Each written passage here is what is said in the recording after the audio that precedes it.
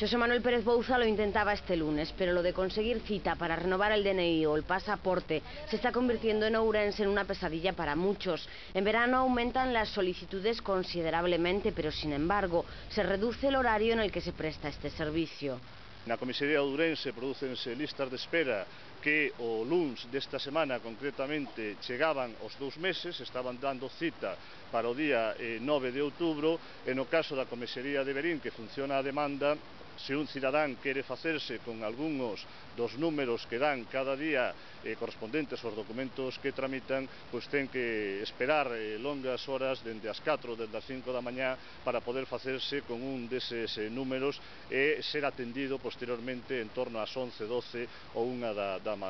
do mediodía. El BNG propondrá en el Senado que se adecue la demanda a las tramitaciones.